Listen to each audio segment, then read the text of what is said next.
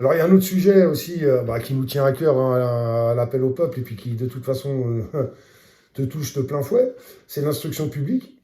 Et toi, tu as la sensation, à 16 ans, bientôt 17 ans, c'est-à-dire que cette année, tu es en première et que tu prépares un bac éventuellement. Mais aujourd'hui, tu te poses la question de complètement changer de voie. Bon, après, c'est vrai que tu t'orientes peut-être sur un engagement différent. Bon, ça, c'est tes convictions à toi profondes. C'est pas la question du jour aujourd'hui. Mais en tout cas, tu as été déçu, on va dire, par le système. Et tu peux nous dire pourquoi? C'est sur tes choix, c'est ta façon de pouvoir t'orienter, c'est ça? Ouais. Moi, je trouve ça un peu compliqué de s'orienter dans le système scolaire où on est parce que c'est trop vague. Il n'y a pas assez de choses concrètes, comme par exemple les stages en entreprise qui sont là, mais trop peu qui sont seulement en troisième pendant une semaine ou voire moins. C'est un Et peu du. Comme c'est ça, ça. c'est de la poudre de C'est perlimpinpin, c'est pour ça. faire joli, quoi. C'est ça, c'est pour faire joli, c'est pas forcément pour nous mettre réellement dans le monde du travail.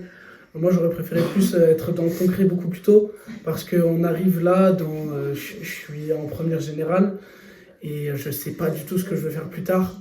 C'est vraiment compliqué, j'aurais préféré qu'on me mette dans du concret beaucoup plus tôt, pour que je sache ce que je veux faire, ou que je change de voie.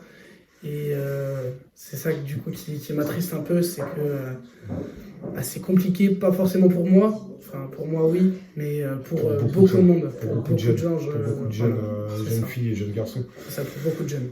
Nous, à l'appel au peuple, voilà, c'est aussi un gros problème aussi pour nous. Enfin, en tout cas, un sujet de prédilection, la- l'instruction publique. On va rejoindre là un petit peu les sujets qu'on a abordés encore la dernière fois, mais la méritocratie, la facilité d'accès à la culture, la facilité d'avoir de l'information sur ses choix futurs. Alors, c'est vrai qu'on peut se poser la question aujourd'hui, est-ce que le système est bien fait?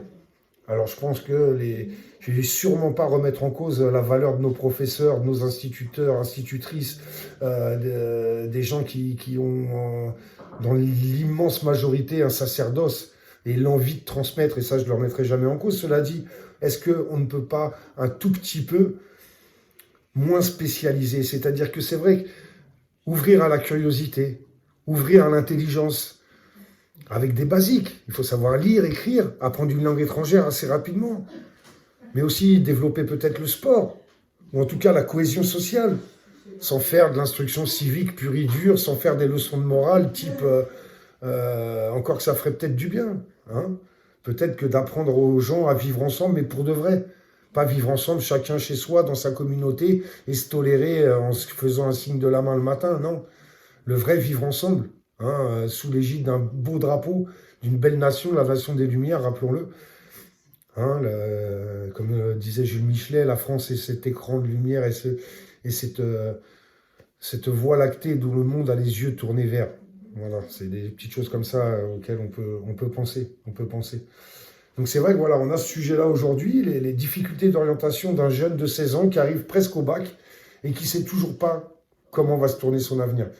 Mais c'est quand même particulier parce que, comme il me l'a dit très justement tout à l'heure, un petit peu avant cet entretien, bah finalement, j'aurais peut-être préféré, dès la sixième, qu'on me montre un peu ce qu'est le monde.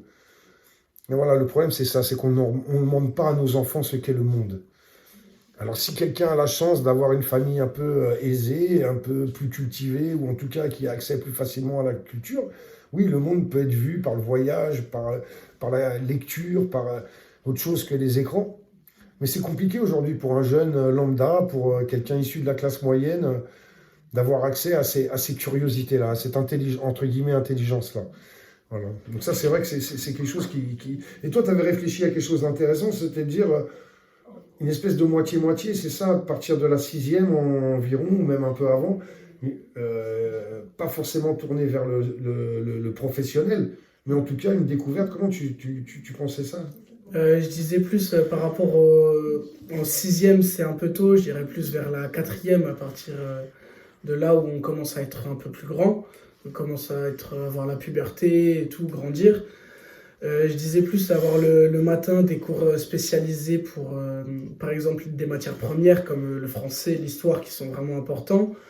Et l'après-midi, avoir du concret comme des choses, je dirais des stages en entreprise. mais juste l'après-midi, par exemple, ou juste le matin, l'inverse. Il faudrait juste...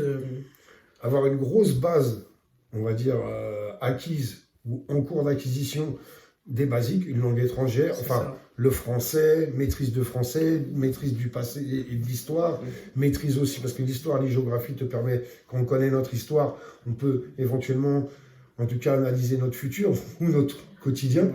Avoir une bonne maîtrise aussi peut-être des sciences et vie de la Terre, un petit peu connaître un petit peu les sciences, quand même avoir un accès aux sciences, sans parler de mathématiques appliquées.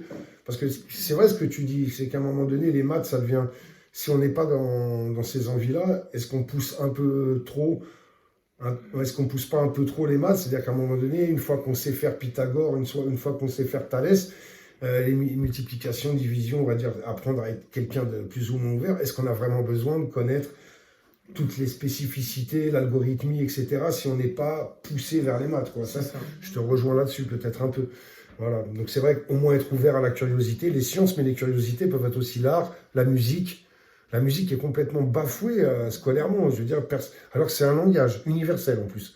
Hein, là, c'est un langage qui traverse tous les pays, Voilà, c'est vrai que c'est un peu dommage.